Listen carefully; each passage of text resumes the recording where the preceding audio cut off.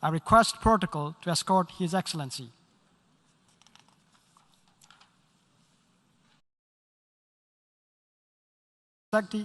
President of the Democratic Republic of Congo, to invite him to address the General Assembly.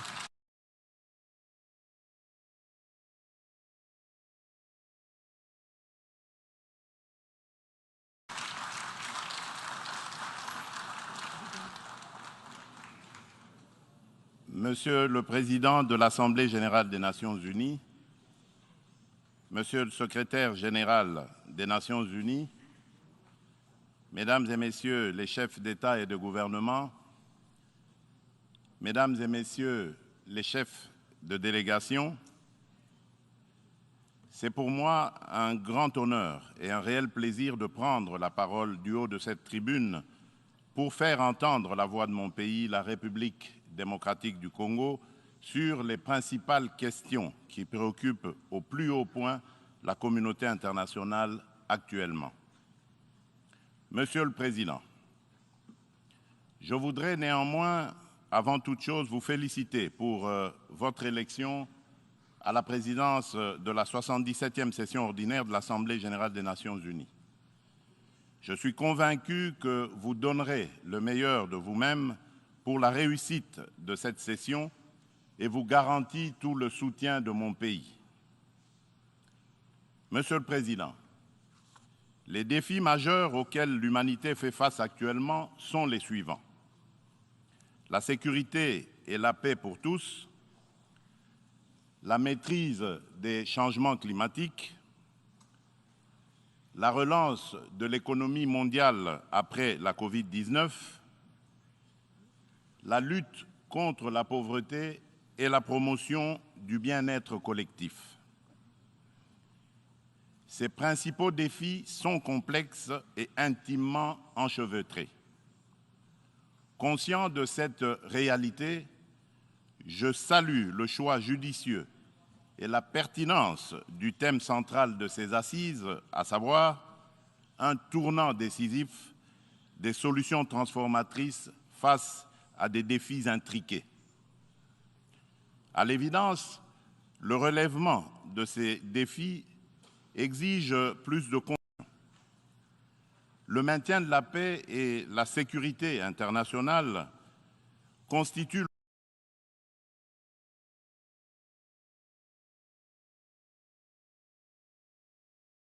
fondement et l'objectif primordial de la création de l'Organisation des Nations unies. Ni l'indifférence, ni l'immobilisme,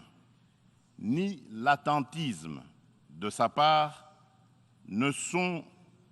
par conséquent admissibles face à toute menace contre la paix et la sécurité internationale. À ce jour, la question de la sécurité et de la paix internationale se cristallise autour de la lutte contre le terrorisme ainsi que l'extinction des foyers de tension en Europe et en Afrique.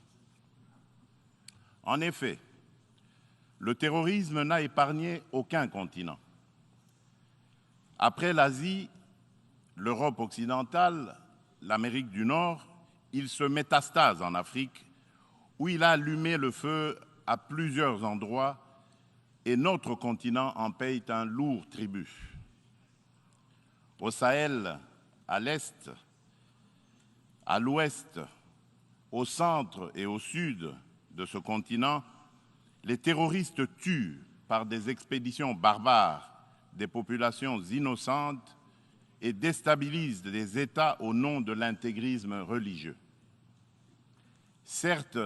des progrès remarquables ont été accomplis au Moyen-Orient dans la lutte contre ce fléau qui a battu de l'aile. Cependant, ce fléau est loin de s'essouffler et encore moins d'être éradiqué de notre planète. C'est pourquoi la République démocratique du Congo, une des victimes africaines de ce terrorisme, est membre de la coalition globale contre l'État islamique, interpelle la coalition et de celle du processus d'Aqaba. Les réactions, les déclarations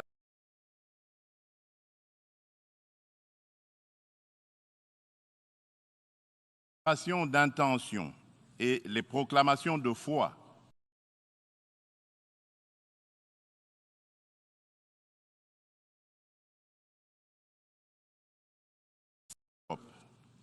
La guerre entre la Russie et l'Ukraine est une plaie béante dont le saignement atteint même l'Afrique lointaine et perturbe le commerce international à cause des dégâts collatéraux importants, notamment en matière d'approvisionnement en produits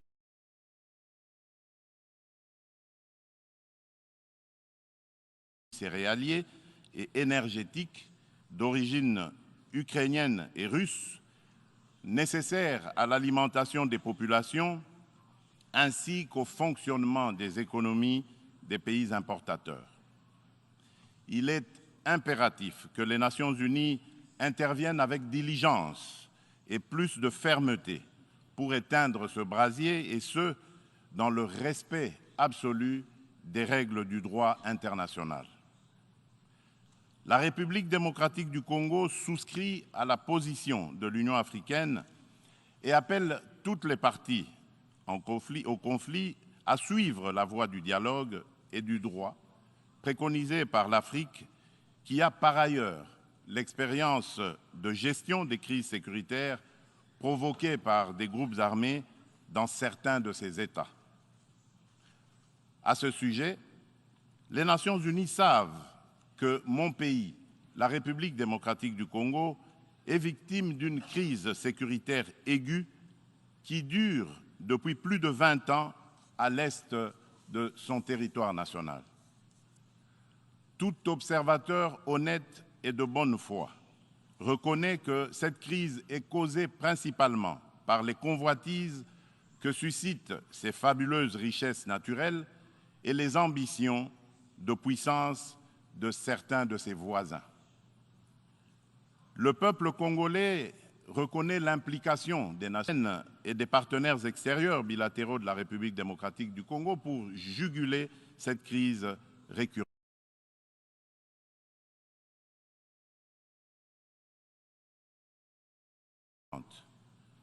Il leur en est reconnaissant et s'incline devant le sacrifice de vaillants soldats de la paix qui ont perdu leur vie au front. En dépit des efforts internes inlassables, de la présence militaire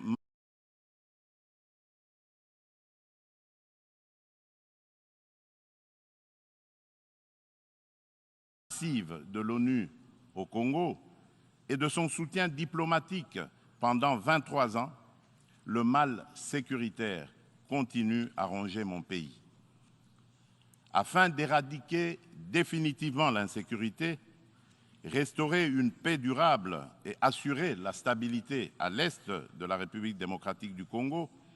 plusieurs accords ont été signés avec les groupes armés et même avec les pays voisins, sous la garantie de la communauté internationale. Des mécanismes nationaux et internationaux ont été créés. Toutes ces perspectives de règlement définitif du conflit n'ont duré que l'espace de quelques mois. Vite, l'architecture s'est fissurée et l'édifice s'est écroulé. Et on recommence toujours avec les mêmes tragédies. Depuis mon élection à la tête dans les provinces congolaises de l'Ituri, du Nord Kivu et du Sud Kivu, m'inscrivant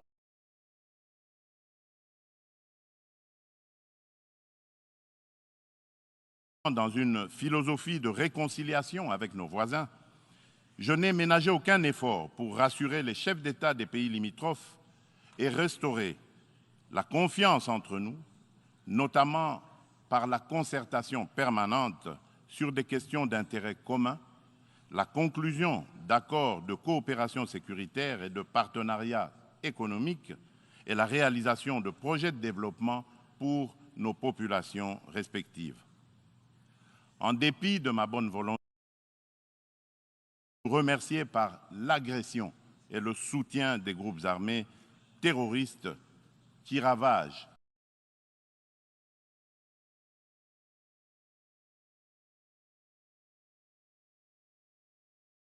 l'Est de la République démocratique du Congo. C'est le cas actuellement du Rwanda qui, au mépris du droit international, de la charte de l'ONU et de l'acte constitutif de l'Union africaine, a une fois de plus non seulement agressé en mars dernier la République démocratique du Congo par des incursions directes de ses forces armées, les RDF, mais aussi occupe des localités de la province du Nord Kivu par un groupe armé terroriste interposé, le mouvement du 23 mars, dit M23, auquel il apporte un soutien massif, tant en matériel de guerre qu'en hommes de troupes. Et comme pour défier la communauté internationale, le M23, avec le soutien de l'armée rwandaise, a même abattu un hélicoptère de la MONUSCO et tué 8 casques bleus, commettant ainsi un crime de guerre.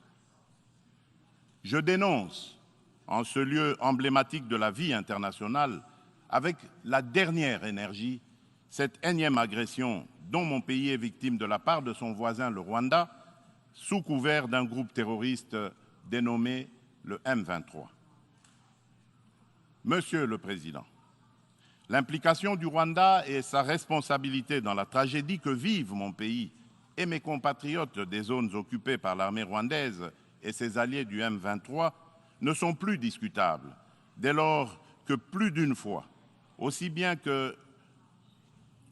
les groupes d'experts dûment mandatés par l'ONU et le mécanisme de coordination non gouvernementale humanitaire et des droits de l'homme crédibles les ont établis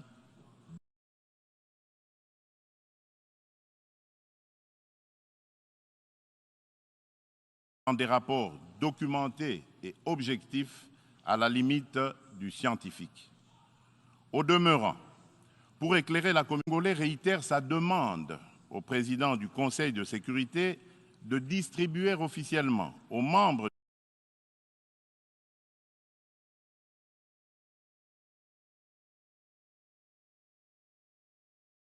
du Conseil le dernier rapport des experts de l'ONU sur la situation sécuritaire à l'est de la République démocratique du Congo et de le faire examiner avec diligence par lui afin d'en tirer toutes les conséquences qui s'imposent sur le plan du droit,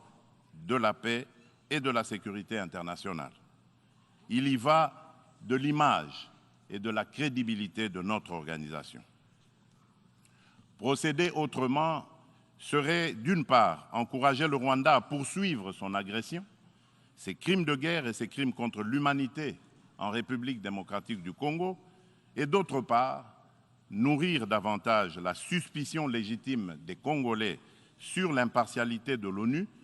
ainsi que la complicité de certains de ses membres dans ces crimes. C'est pour mettre fin à cette suspicion et dissiper l'ambiguïté de certaines positions du Conseil de sécurité sur la crise sécuritaire à l'est de la RDC,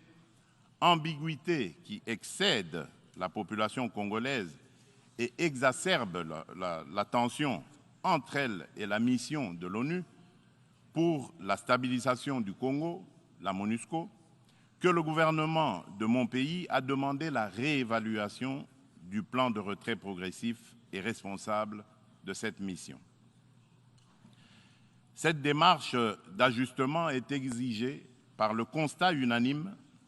même au niveau le plus élevé de notre organisation, des faiblesses regrettables de la MONUSCO, ce qui affecte certainement l'efficacité et la légitimité de l'action, ne peut par conséquent nullement remettre en cause les relations entre mon pays et notre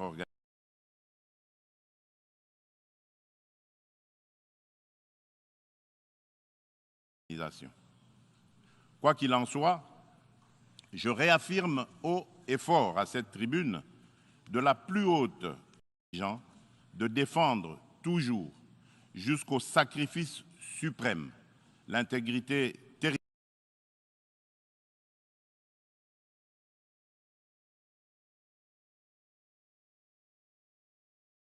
territoriale, l'indépendance et la souveraineté de leur pays, dans le respect, bien sûr, du droit international et des engagements pris au sein des organisations internationales dont il est membre. C'est ici le lieu pour moi de préciser que l'État congolais et la société civile ne permettront jamais à quiconque de tenir le discours de la haine tribale, ethnique et raciale ou xénophobe dans notre pays. La Constitution de la République et les lois congolaises interdisent un tel discours et le sanctionnent sévèrement. Nul ne peut donc prétexter de ce discours imaginaire pour justifier des aventures criminelles au Congo,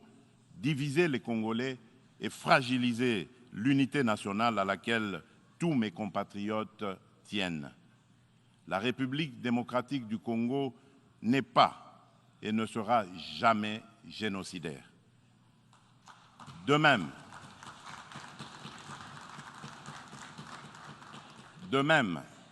je soutiens que la prétendue collaboration que certains officiels congolais entretiendraient avec les opposants rwandais des forces démocratiques pour la libération du Rwanda, les FDLR, dont se servent les dirigeants rwandais pour justifier les agressions répétées de la RDC, est un alibi qui n'est corroboré par aucun fait à néant par les forces armées de la République démocratique du Congo, les FARDC, en étroite collaboration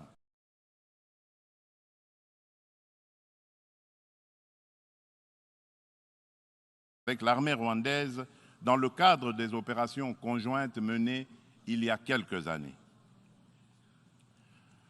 La République démocratique du Congo a en outre rapatrié plusieurs éléments des FDLR et leurs familles.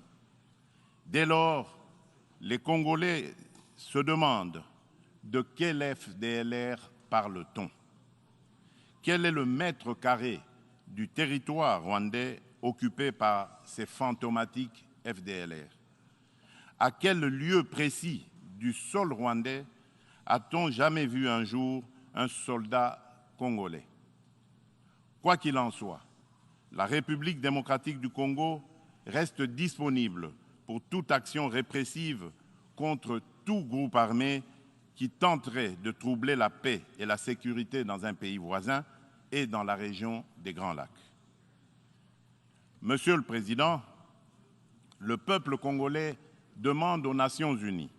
à l'Union africaine, aux communautés régionales africaines et aux partenaires de la République démocratique du Congo de ne plus se fier aux dénégations éhontées des autorités rwandaises et de contribuer plutôt au rétablissement de la sécurité, à la construction d'une paix durable et à la création de conditions nécessaires à une coopération fructueuse dans la région des Grands Lacs et pour le bien de tous. À cet effet, il est nécessaire de voir ceci. 1. Rendre effectif le retrait immédiat du M23 des localités occupées, le retour des déplacés congolais de ces localités à leur domicile et la cessation sans condition du soutien de l'armée rwandaise à ce groupe terroriste, selon l'esprit et la lettre de la feuille de déclaration successive du Conseil de sécurité de l'ONU, du Conseil de paix et de sécurité de l'Union africaine,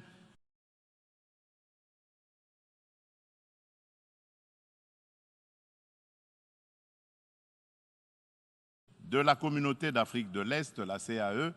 et de la Communauté pour le développement de l'Afrique australe, la SADC.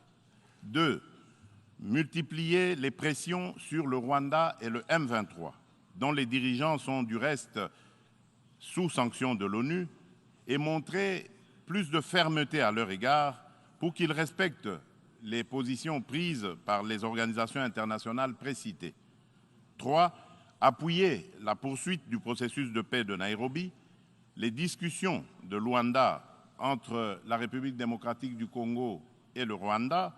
et le déploiement de la force régionale de l'Afrique de l'Est, dont le statut et les règles d'engagement viennent d'être signés le 8 septembre dernier à Kinshasa, successivement par le gouvernement congolais et le secrétariat général de la CAE,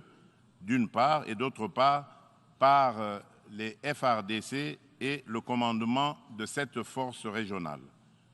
4. Encourager le président honoraire du Kenya, le président Uhuru Kenyatta, et le président de l'Angola, de la République d'Angola, João Lourenço, médiateur de la CAE et de l'Union africaine dans la crise sécuritaire en République démocratique du Congo, à poursuivre leurs bons offices. 5. Lever tout obstacle à la restructuration par la République démocratique du Congo de ses forces armées et de défense, à la montée en puissance de celles-ci pour mieux remplir ses missions régaliennes, notamment par la levée pure et simple de toutes les mesures restrictives de l'acquisition d'équipements militaires, quelle qu'en soit la forme édictée par le Conseil de sécurité de l'ONU. La réalisation des actions préconisées ci-dessus garantira sans doute le peuple congolais de la certitude d'un règlement de la crise et facilitera un dialogue constructif entre toutes les parties concernées quant à ce. Monsieur le Président, nous, peuple congolais, sommes décidés cette fois-ci à mettre définitivement de casser à jamais le cycle infernal de la violence à l'est de la République démocratique du Congo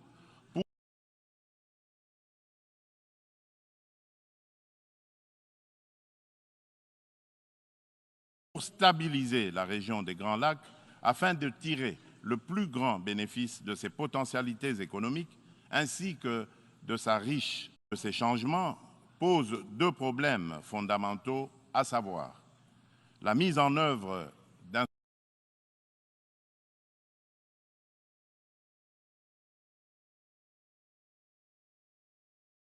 instrument juridique et financier issu de négociations internationales, en particulier dans le cadre des différentes conférences des parties à l'accord des Nations Unies sur le climat, la COP, et la transition énergétique. Il est temps, d'une part, de mettre fin à l'exécution sélective des engagements souscrits par les pollueurs et d'autre part, de compenser au nom de la justice climatique les efforts fournis par les pays moins pollueurs, dont ceux de l'Afrique, pour préserver l'environnement dans l'intérêt de toute notre planète. Quant à la transition énergétique, l'Afrique regorge suffisamment de sources d'énergie renouvelables et de matières premières susceptibles de contribuer à la mobilisation des alternatives crédibles à la double crise énergétique et écologique. De ce point de vue, il est important de relever que la République démocratique du Congo compte parmi les principaux producteurs de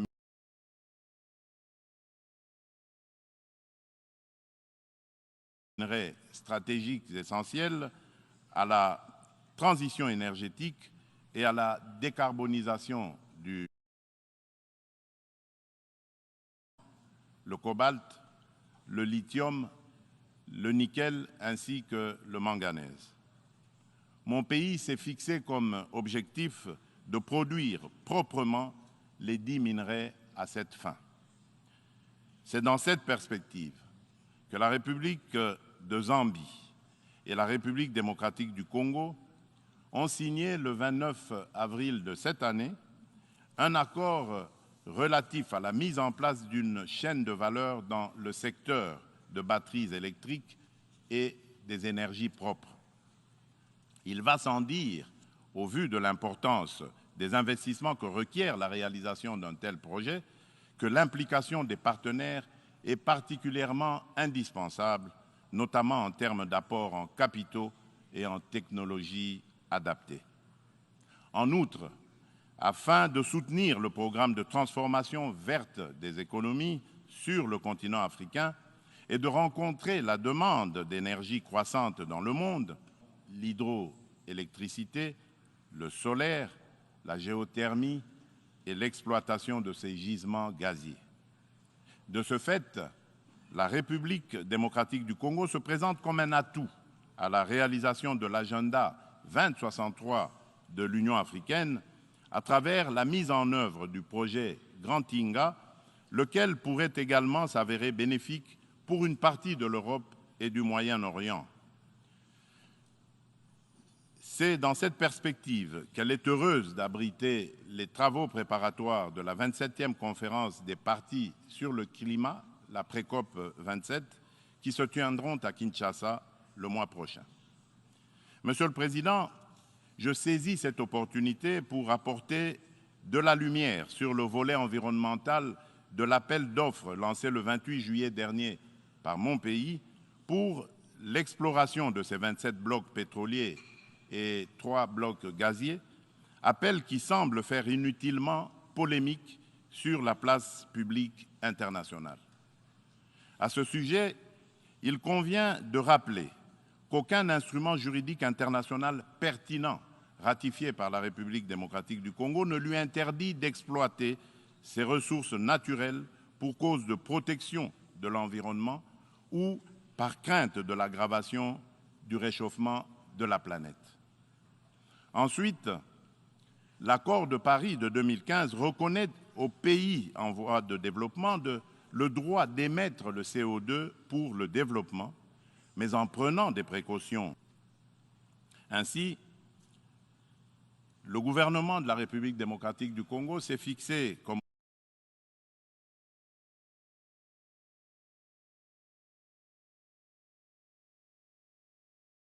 objectif d'exploiter, dans le respect des normes environnementales, les ressources naturelles du pays et de les transformer localement pour leur donner de la valeur ajoutée et booster l'économie nationale, notamment par la création des richesses liquides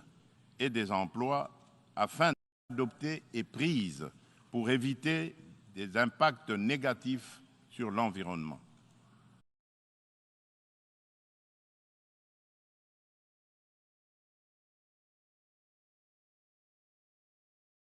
Elle prévoit, à l'instar d'autres pays d'Afrique et d'Europe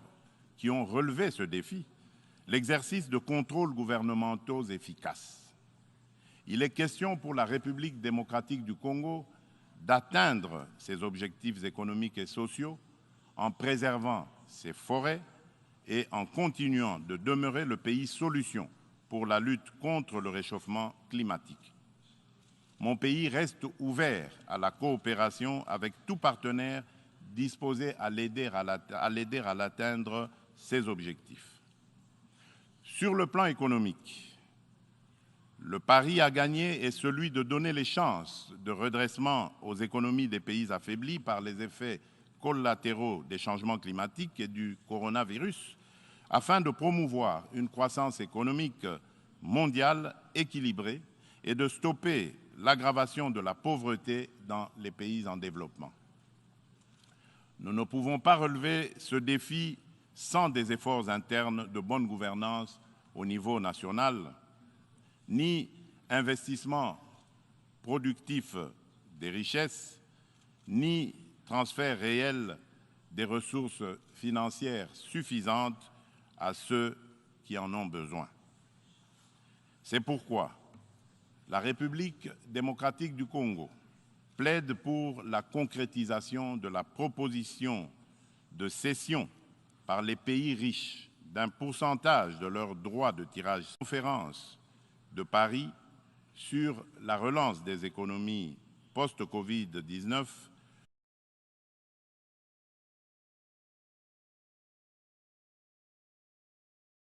du mois de mai 2021 et appuyé par un engagement ferme du sommet du G20 d'octobre de la même année à Rome.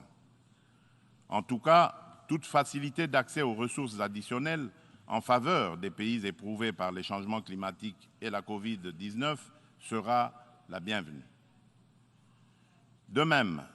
l'allègement du fardeau de la dette des pays à faible revenu devra demeurer une préoccupation permanente qu'il convient d'intégrer difficile par suite des effets pervers de la pandémie de Covid-19, la République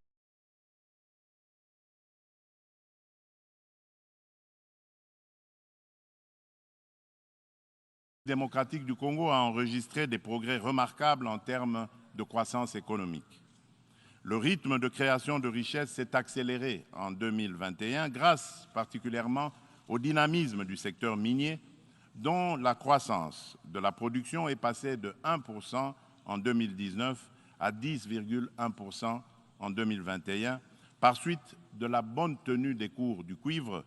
et du cobalt sur le marché international. Le taux d'inflation et celui de change du franc congolais sont restés relativement stables. Aussi, le Conseil d'administration du Fonds monétaire international a-t-il conclu favorablement la deuxième revue du programme soutenu par la Facilité élargie de crédit. Le Fonds monétaire international a exprimé son satisfecit sur les politiques macroéconomiques prudentes adoptées par le gouvernement de la République démocratique du Congo. Nous poursuivrons inlassablement ces politiques et l'effort d'amélioration du climat des affaires en cours pour promouvoir les investissements privés et les activités économiques en général. Monsieur le Président, la solidarité et la justice dans les relations entre les nations ont toujours été des facteurs de paix et de sécurité mutuelle car elles rapprochent les hommes et créent des liens d'interdépendance entre eux. À cet effet, la lutte contre la pauvreté et la promotion du bien-être collectif sont des digues. La République démocratique du Congo se félicite de l'action collective menée par la communauté internationale contre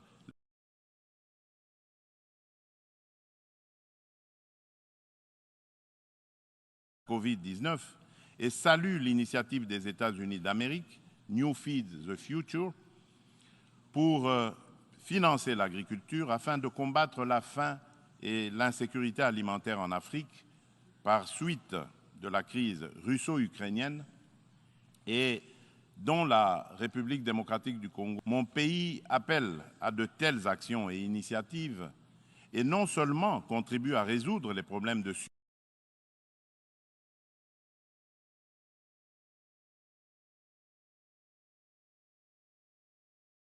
au quotidien et à créer des emplois accessibles au plus grand nombre, mais aussi distribue des revenus et du pouvoir d'achat à la base.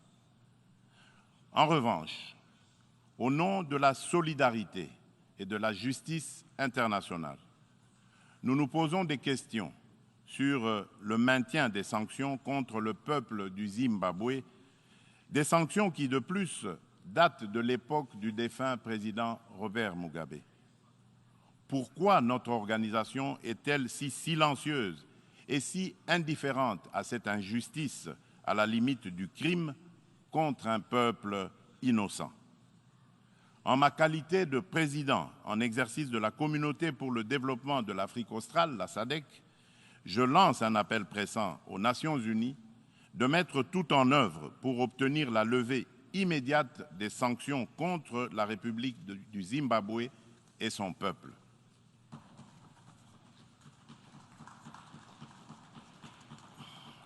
Monsieur le Président, dans ce monde multipolaire, aucun pays, aussi puissant et riche soit-il, ne peut prétendre affronter seul les défis que je viens d'exposer ci-dessus et encore moins les relever dans l'intérêt de tous. L'importance des enjeux, la complexité des problèmes à résoudre et l'ampleur de la tâche exigent une approche multilatérale équitable qui intègre les intérêts d'un chacun et mutualise les énergies de tous dans le respect réciproque. C'est pourquoi la République, l'égalité de traitement et de toutes les parties prenantes, afin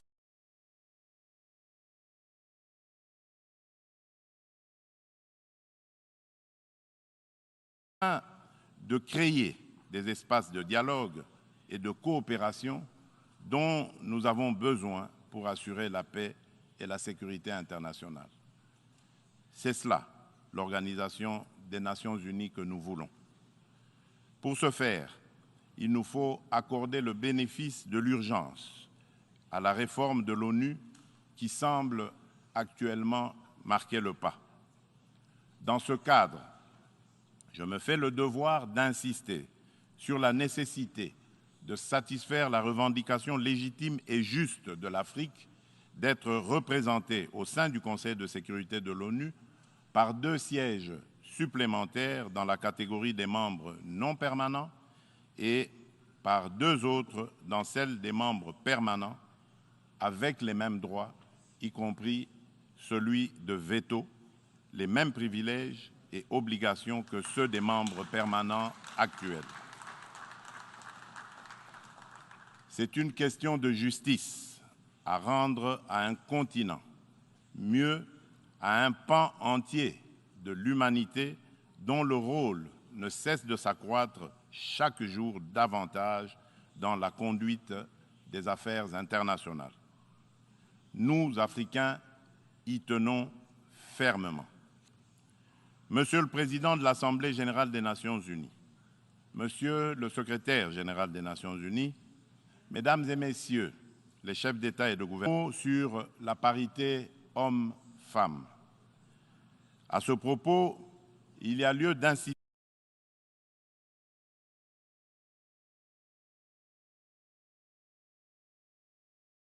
sur la nécessité de poursuivre les efforts en cours, tant au niveau international qu'à celui des États, pour créer des espaces d'égalité du genre et des opportunités de liberté et d'action pour la femme. Pour ce faire, l'implication des hommes dans les politiques de promotion du genre s'avère nécessaire parce que, d'une part, l'homme partage la vie avec la femme et, d'autre part, depuis des temps immémoriaux, pour des raisons diverses, l'homme s'est forgé une prééminence sur la femme qui lui confère une influence déterminante sur le destin de cette dernière. Nous devons mettre un terme à cette situation de fait. C'est pourquoi, lors de mon mandat à la tête de l'Union africaine, j'ai initié une rencontre des chefs d'État et de gouvernement de l'organisation continentale sous le thème de Conférence des hommes sur la masculinité positive. De ce rendez-vous historique tenu à Kinshasa en 2021, il est sorti une déclaration de l'Union africaine contenant l'engagement des hommes, notamment celui des chefs d'État et de gouvernement, de mettre fin aux violences faites aux femmes et aux filles et apporter des réponses appropriées à cette problématique. Cette déclaration constitue une véritable charte de l'Union africaine pour la femme que je m'attelle à matérialiser en ma qualité de champion de l'Union africaine pour la masculinité positive. C'est dans ce cadre que j'ai entrepris de promouvoir davantage la Congolaise qui occupe aujourd'hui de plus en plus l'avant-plan de la gestion des affaires publiques au sein des institutions politiques, judiciaires et administratives de mon pays, de perception de la femme et de son rôle dans la société, mais aussi dans la prise en charge par